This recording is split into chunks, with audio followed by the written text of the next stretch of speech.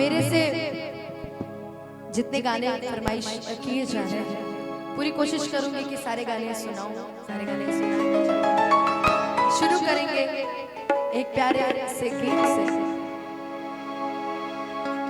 कहते हैं ना कभी इश्क करना हो तो गोलू, कभी इश्क करना हो तो सांवले रंग से करना, कि कभी इश्क करना हो तो सांवले रंग से करना, क्योंकि गोरे आज भी बेवफा है, आजादी से पहले भी बेवफा था।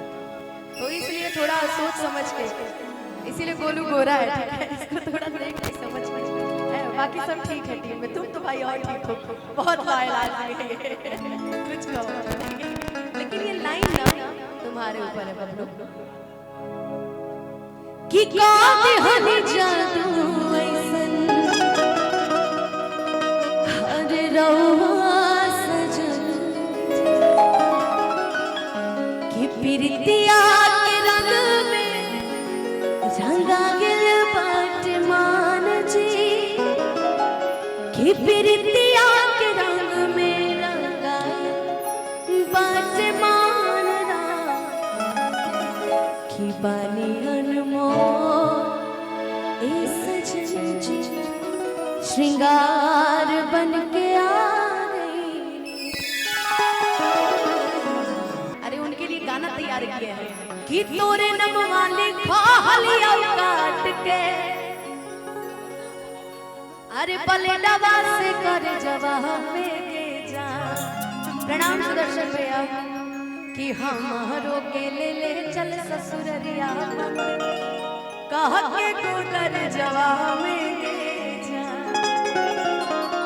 बहुत ही ज्यादा प्यार, बहुत ज्यादा सम्मान मिलता है तीनों परिवार से। कि सांवली सुरतिया,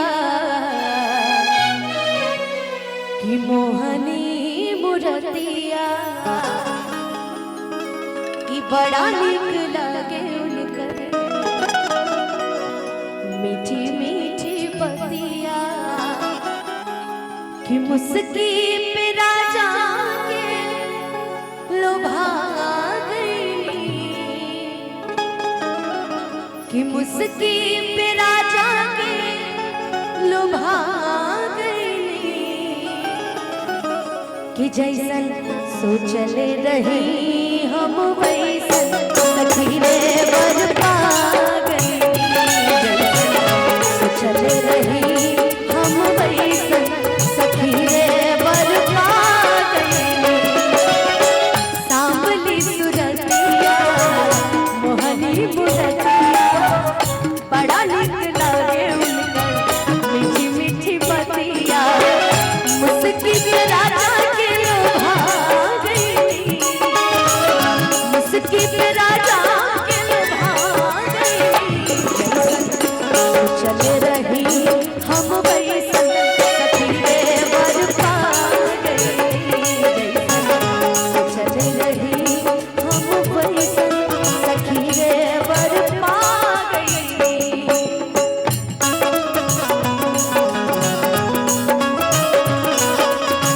नजर से बाहर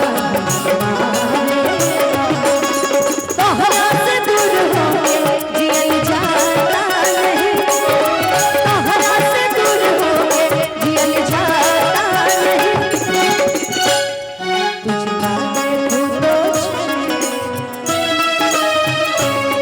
तुझे ना देखूं तो चैन,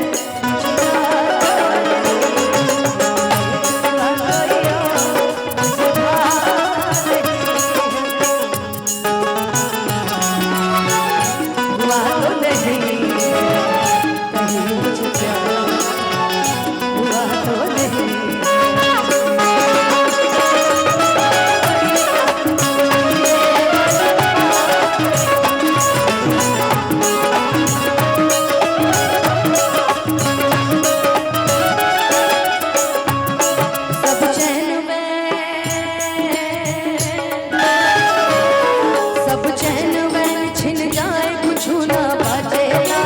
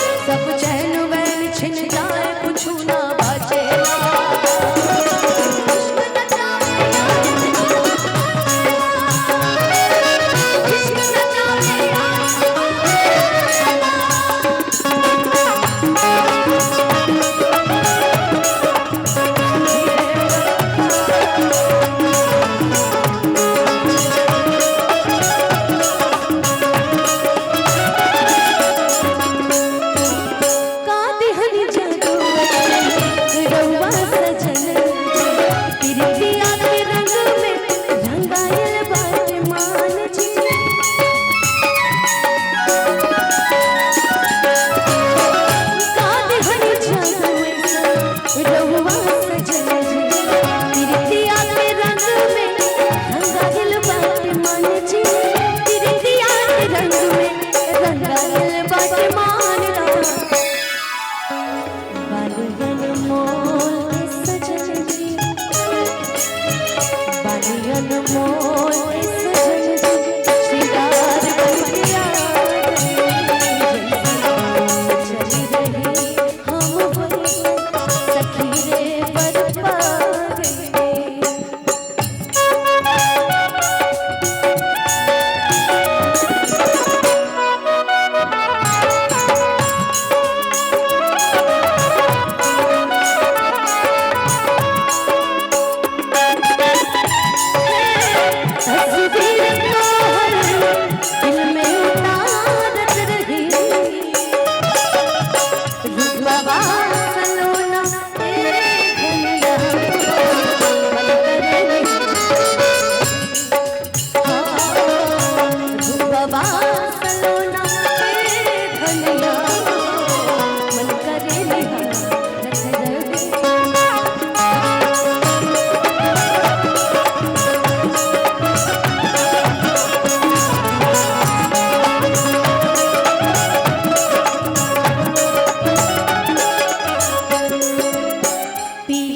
के पाके हियावा चुराइबा लाखों में एक के हो आपन बुझाइबा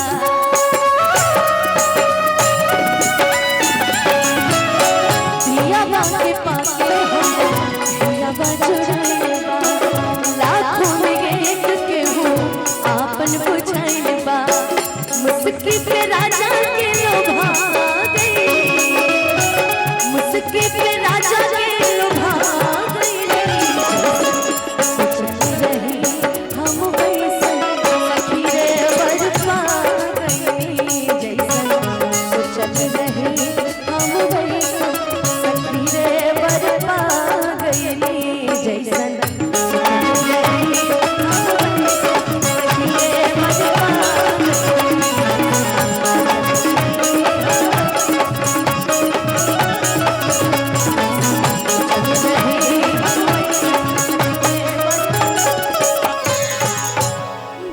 सखी रे बरपा